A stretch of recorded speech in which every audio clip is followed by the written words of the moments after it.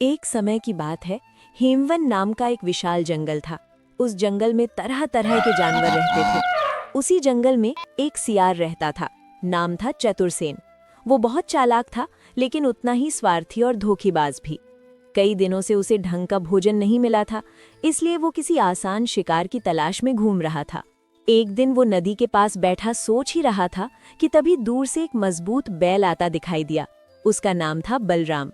वो खेत से हल चलाकर लौट रहा था। वाह, आज तो किस्मत खुल गई। इतना तगड़ा बैल, अगर इसे भरोसे में ले लूं तो कई दिनों का खाना मिल जाएगा।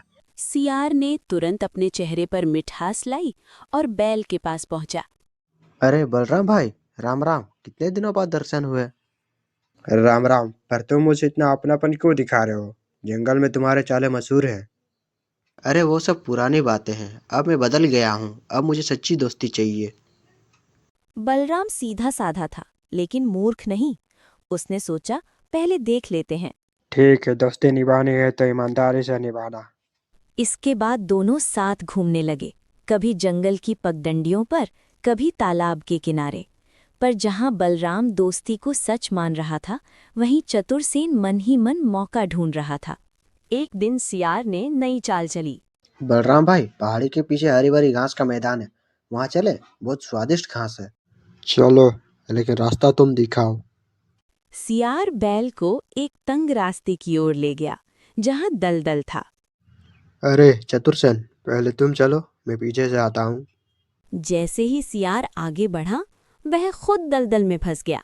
अरे, ये क्या हो गया? लगता है तुम्हारी चाल तुम्हीं पर भारी पड़ गई।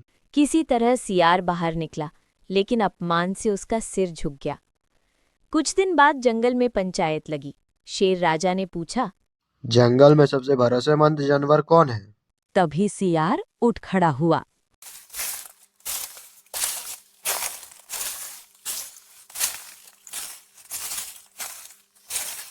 महाराज, बैल बलराम बहुत चालाक है, ये सबको धोखा देता है।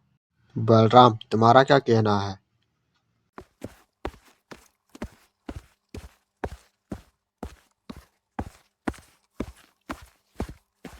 महाराज, मैंने कभी किसी को धोखा नहीं दिया, लेकिन ये सियार कई बार मुझे फंसाने की कोशिश कर चुका है। बलराम ने सारी घटनाएं बता दी। शेर ने ध्यान से सुना। चतुरसेन, झूठ और चालाकी ज्यादा दिन नहीं चलती। जंगल में विश्वास सबसे बड़ा धन है। सियार शर्म से जमीन देखने लगा।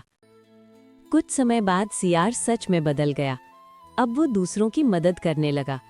धीरे धीरे जंगल के जानवरों का भरोसा लौटने लगा। भाई, तुमने मुझे सिखाया, बुद्धि का मतलब धोखा नहीं होता, गलती समझ लेना ही सबसे बड़ी समझदारी है। जो दूसरों के लिए गड्ढा खोदता है, वो खुद उसमें गिरता है। और जो सच्चे दिल से बदलना चाहता है, उसे दूसरा मौका जरूर मिलना चाहिए।